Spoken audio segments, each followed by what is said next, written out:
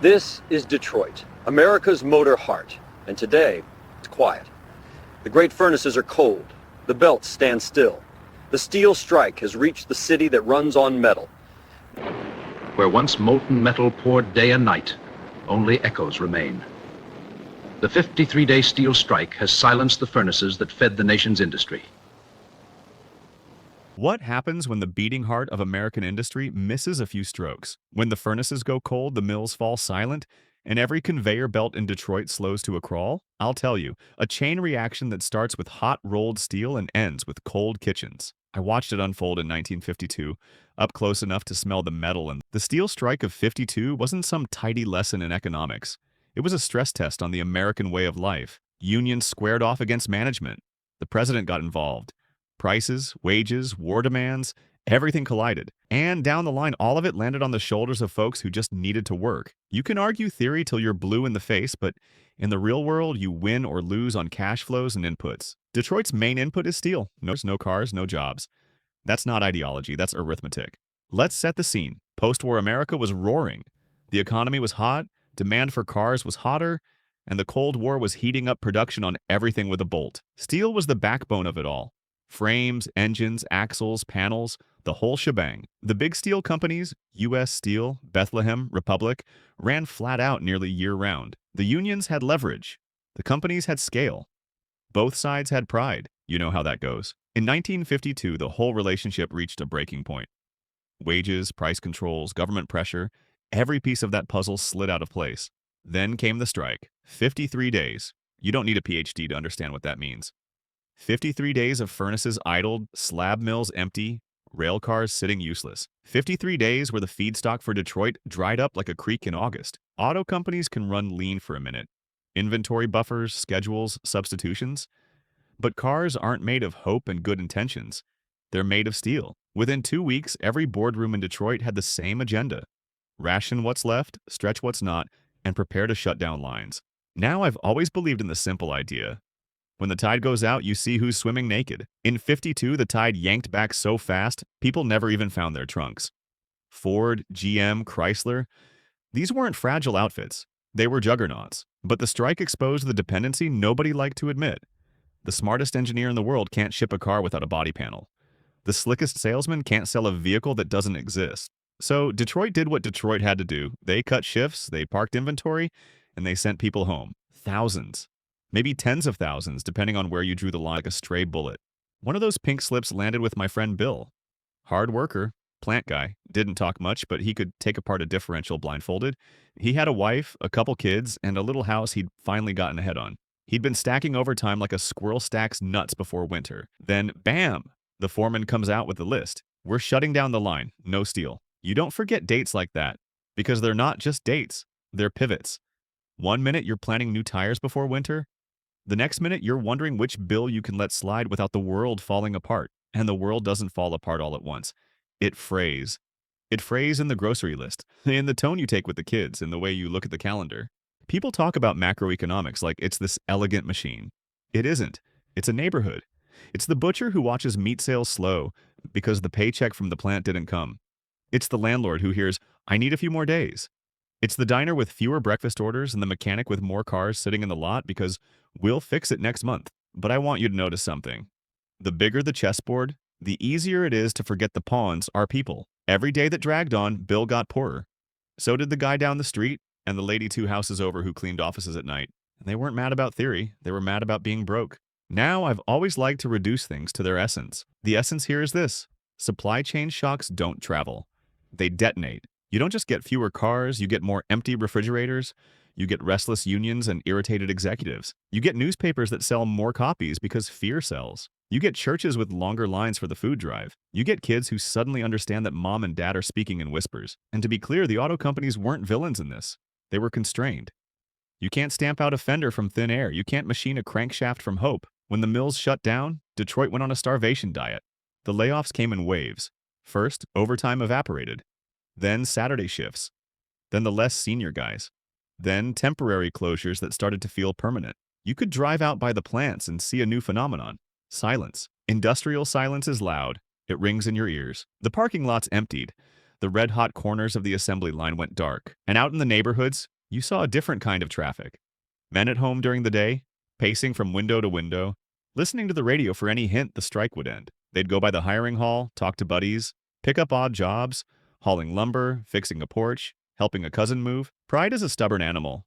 It tries to eat when there's nothing in the bowl. We talk a lot about resilience in America, and I'm a believer. But I'm also a believer that resilience gets tested at the exact point of failure. The 1952 strike found that point in Detroit. It poked it, pressed it, and kept pressing for 53 days. What did that teach me? A few things. First, concentration risk is real. Rely on a single critical input, and you're hostage to its fate. Second, time horizon matters. A company can look invincible in a good week and insolvent in a bad month. Third, the cost of optionality is never zero, but the cost of having none can be infinite. If you don't have alternatives, secondary suppliers, inventory buffers, product flexibility, you don't have control. And people without control panic. Now let's talk about the human coping mechanisms. Because when systems break, people improvise. Bill told me something I never forgot. He said, "I thought being laid off would make me feel free, like a vacation. It didn't. It made time feel heavy." That's the psychological tax nobody writes down. It's the burden of idle hands when your identity is work. And it wasn't just work. It was community.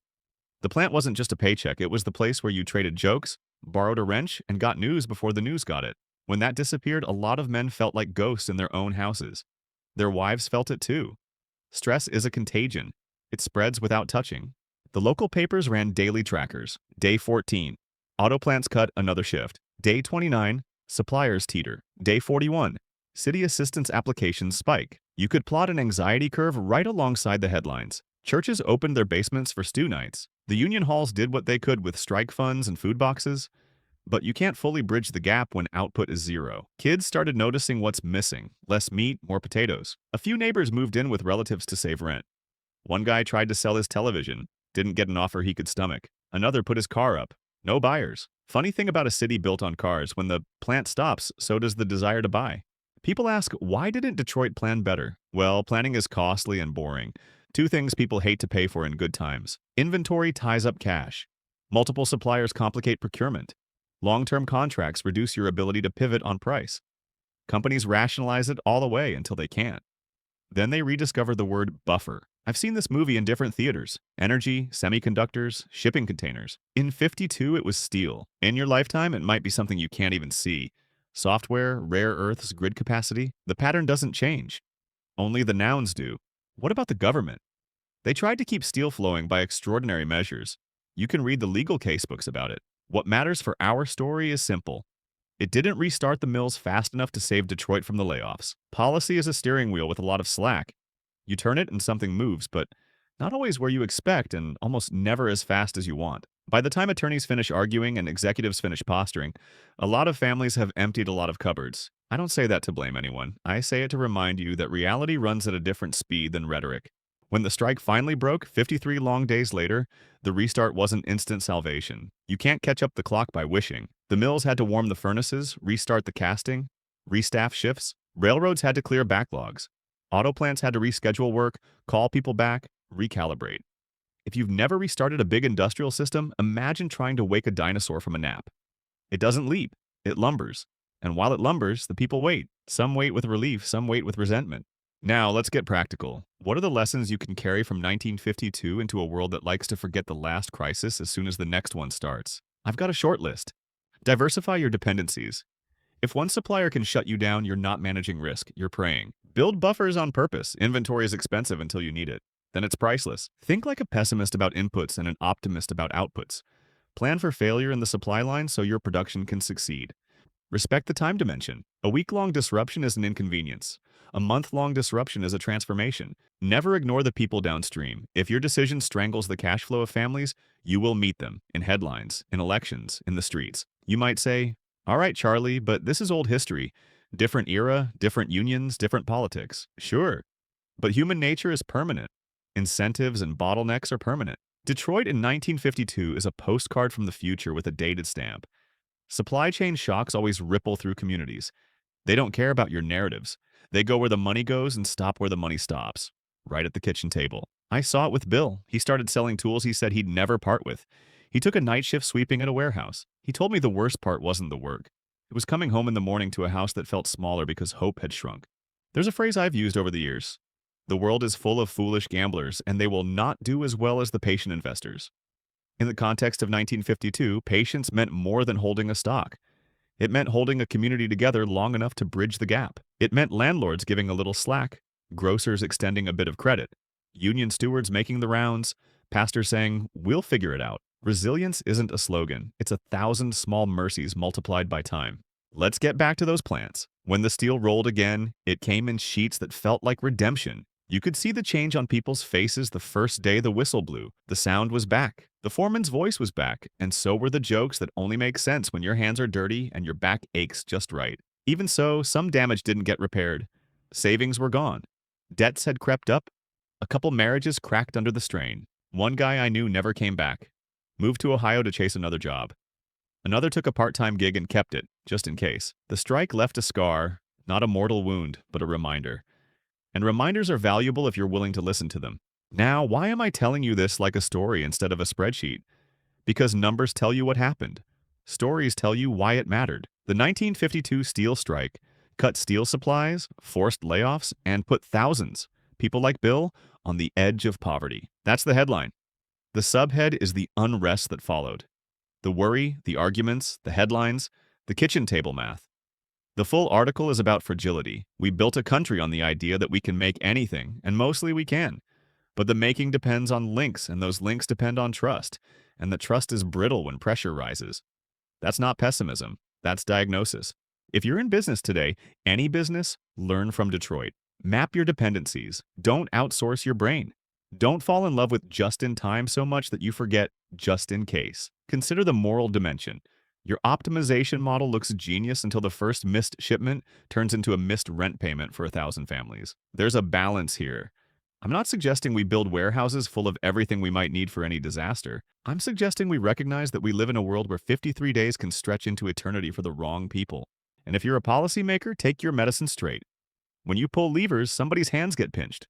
When you freeze prices or push wages or try to commandeer assets, you create second and third order effects. Sometimes those effects are worth it. Sometimes they're worse than the disease. The only sure thing is that time is not your friend in a supply shock. Speed matters. Clarity matters. Mediation beats litigation 9 times out of 10 when the furnace is cooling. Don't wait for perfect. Aim for less bad. There's a cultural angle, too. Detroit in '52 held together because people still believed they were on the same team. That belief was tested, but it didn't break. You had union guys who could also salute a flag without feeling like they betrayed a principle. You had executives who understood that a factory is not a spreadsheet line. It's a civic institution. The more we lose that understanding, the more a future strike or shortage or pandemic will feel like the end of the world instead of a heavy season. Civic glue matters.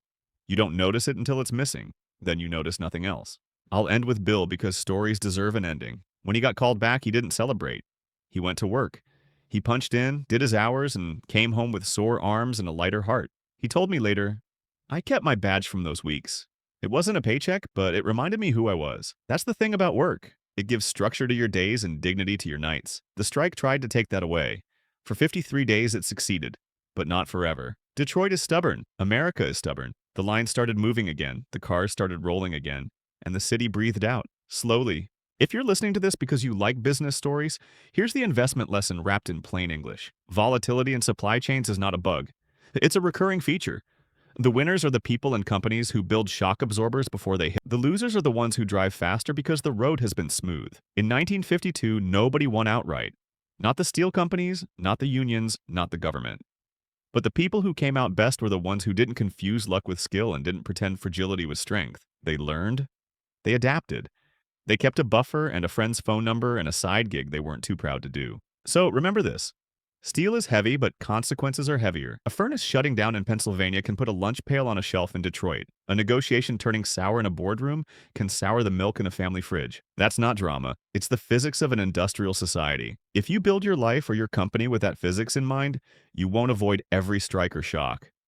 But you'll weather them. And in the end, weathering is what separates the folks who tell old stories with a steady voice from the folks who never get to tell them at all. That's what 1952 taught me. 53 days, thousands of jobs, one city on edge, one friend named Bill who made it through, and a lesson etched in steel.